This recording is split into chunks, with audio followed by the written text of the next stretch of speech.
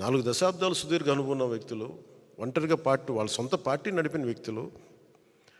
ఒక్కోసారి ఎట్లా ఉంటుందంటే పొత్తు ఆ సైజు వ్యక్తులకి ఒక ఇరుకు చొక్క అథారిటీకి దారేదులో చెప్తూ ఉంటాం. ఒక బలమైన వ్యక్తికి సరిపోయిన కోటేస్తే కొంచెం ఇరుగ్గా ఉంటుంది కదా, టైట్గా ఉంటుంది. అలాగే ఒకసారి పొత్తు ఆ స్థాయి నాయకులకి చాలా ఇబ్బందిగా ఉంటుంది ఒక్కోసారి. కానీ వాస్తవాలు వేరుంటాయి, క్షేత్రస్థాయి పరిస్థితులు వేరుగా ఉంటాయి. అందుకని ఒక్కోసారి అనుభవం ఇటు ఒకసారి గబుక్కుని ఒక మాట అన్నిస్తుంది. లోకేష్ గారు ఆ రోజు మా నాన్నగారు ముఖ్యమంత్రి ఎన్ని అన్నా కానీ ఇవన్నీ నేను ఎందుకు దాన్ని పెద్ద మనసుతో వదిలేస్తానంటే, ఒక పార్టీని 3 దశాబ్దాలు నడిపి 3 సార్లు ముఖ్యమంత్రులుగా ఉండి అలాంటి కుటుంబం నుంచి వచ్చిన వ్యక్తులు సహజంగా గబుక్కుని ఒక మాట వచ్చేస్తుంది. దాన్ని రాష్ట్ర ప్రయోజనాలను దృష్టిలో పెట్టుకొని జగన్ అనే వ్యక్తి ఇంకొకసారి వస్తే రాష్ట్రం అధోగతికి పాలవుతుంది అన్న ఒక్క ఆలోచన నన్ను చాలాసార్లు రెస్పాండ్ కానివ్వకుండా చేస్తుంది. వాళ్ళు అలా మాట్లాడారు కదా, మీరు ఇలా మాట్లాడచ్చు కదా అంటే అదే కదా తేడా అని చెప్తాను నేను.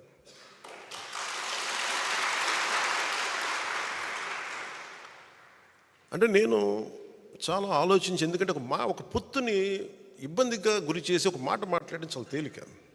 నేను అది ఈ రోజున మాటిస్తున్నాను. రిపబ్లిక్ డే రోజున ఎన్ని విపత్కరమైన పరిస్థితులు వచ్చినా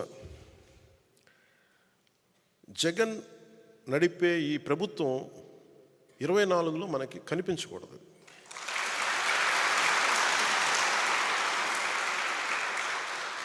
నాకు వ్యక్తిగతంగా జగన్ గారి మీద కక్ష లేదు, నాకు వైఎస్ జగన్ గారి మీద.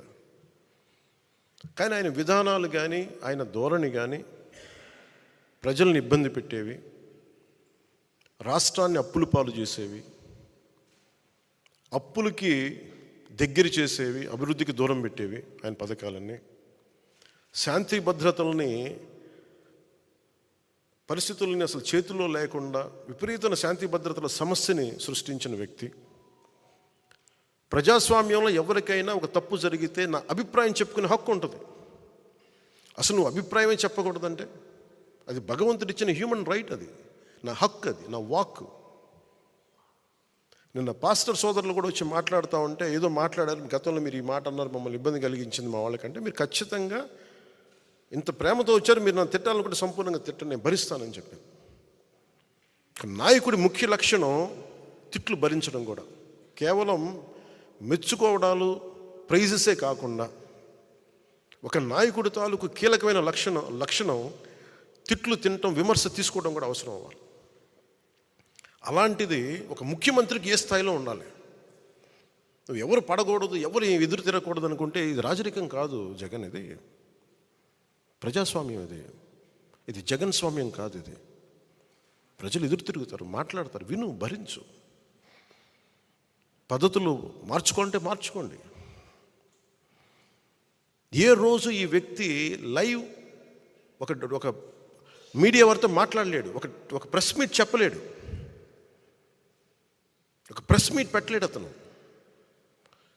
అరేంజ్డ్ ప్రెస్ మీట్స్ తప్ప. ఎప్పుడు అవన్నీ తప్పులు ఉండొచ్చు, ఇంకోటి ఉండొచ్చు, కానీ అసలు ఎక్కడా కూడా నువ్వు అందరిని ఇబ్బంది పెట్టేవి, ఒక సగటు ఇంట్లో పని చేసుకునే ఒక 35 ఏళ్ళ మహిళని చిన్నపాటి నిరసనకి పాపం ఆ రోజే జాయిన్ అయ్యి నిరసన కార్యక్రమానికి వస్తే ఆవిడని అందరితో పాటు ఆవిడని కూడా అరెస్ట్ చేసేసి అటెంప్ట్ మర్డర్ కేసు పెట్టారు ఆవిడ మీద. ఎంత దాష్టికం.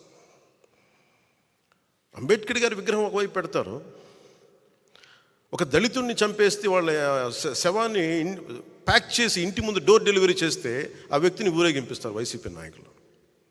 నాకు ఈ రెండింటికి పొంతన కుదరదు. నీకు ఈ గౌరవం ఉన్నప్పుడు ఈ వ్యక్తికి శిక్ష పడాలి, ఈ వ్యక్తి రక్షింపబడాలి. 23 దళిత బంధు పథకాలు వాళ్ళకి తీసేశాం. అంబేద్కర్ గారి విగ్రహం పెట్టి అవి పెడితే అప్పుడు కదా ఆయనకి నిజంగా నివాళి. ఇవేమో విగ్రహం పెట్టేసి ఇది వదిలేస్తే మరి ఎవరికి ప్రయోజనం అది? సో నాకు ఇలాంటివన్నీ 1 కాదు 2 కాదు. పాపం డాక్టర్ సుధాకర్ అనే వ్యక్తిని మాస్కులు లేవు కరోనా టైంలో ఉంటాయి, అతని మీద పిచ్చోడిని చేసి చచ్చిపోయేలా చేశారు అతన్ని. 1, 2 కాదు ఇట్లాంటివి. ఆంధ్రప్రదేశ్ అత్యధికంగా దళితుల మీద దాడి జరిగే రాష్ట్రంగా పేరు వచ్చింది. ఎక్కువ ఫాల్స్ ఎస్టీ అట్రాసిటీ కేసులు ఆంధ్రప్రదేశ్లో బుక్ అయినాయి.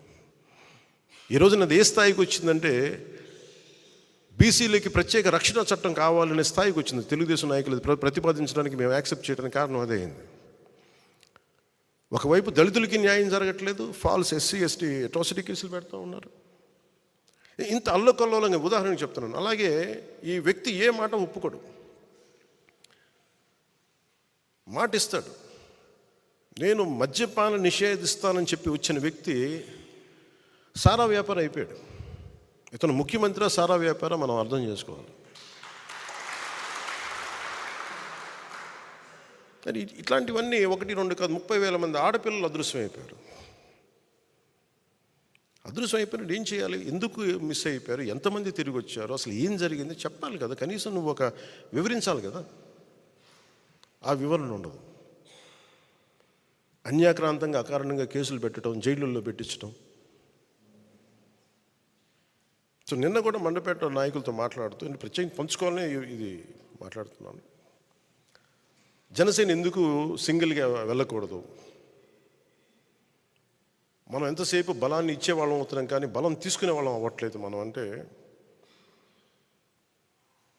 మన ఇన్ని స్థానాలు తీసుకోవాలి, 53 స్థానాలు తీసుకోవాలి, 70 స్థానాలు తీసుకోవాలి అంటే ఇవన్నీ తెలియని వ్యక్తిని కాదు నేను.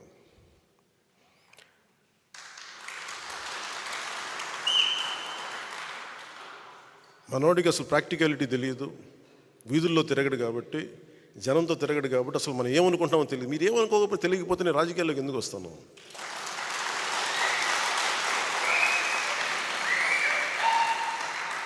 నాకేమన్నా సరదానా అవివేకమా? నాకేమన్నా జనసేన వచ్చింది కూడా రాష్ట్ర విభజన ఒక్క నాయకుడు మాట్లాడట్లా. ఆంధ్రప్రదేశ్కి జరిగిన అన్యాయానికి, లేదంటే రాష్ట్ర విభజన ఇలా చేయకూడదు, ప్రజల మధ్య ఇలా చిచ్చు పెట్టకూడదు, విభజన జరగాలంటే చాలా సైంటిఫిక్గా జరగాలి అని ఒక పద్ధతి తీరు లేదు. ద్వేషంతో విడిపోవడం కష్టం, తేలిక. ఇద్దరు వ్యక్తుల్ని కలపడం చాలా కష్టం, ఇద్దరు వ్యక్తులను విడగొట్టడం చాలా తేలిక.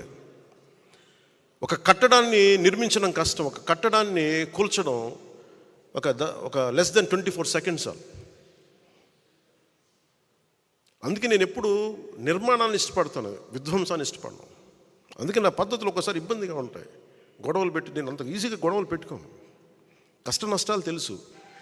ఎందుకు ఒక్కడనే మనం వెళ్ళలేదని అనడానికి కారణం, అసలు ఎందుకు ఈ మాట చెప్పారు? వైసీపీ, నేను మాట్లాడుతున్నప్పుడు వైసీపీ వ్యతిరేక ఓటు చేయకూడదు అనటం వల్ల మీకు టీడీపీ పార్టీ బతికేసింది, మీరు జైలుకి వెళ్ళి చెప్తే వాళ్ళు బతికేశారు, మేము నలిగిపోతున్నాం. అంటే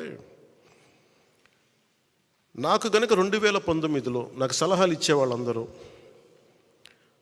నేను 153 స్థానాల్లో పోటీ చేయించాం. 30-40 మంది కనుక నన్ను ఎమ్మెల్యేలుగా గెలిపించుంటే ఈరోజు సంపూర్ణ హక్కు ఉండేది. 30-40 మంది పక్కన పెట్టండి, కనీసం నన్ను కూడా గెలిపించలేకపోయారు. కనీసం నన్ను గెలిపించున్నా కానీ బాగుండేది.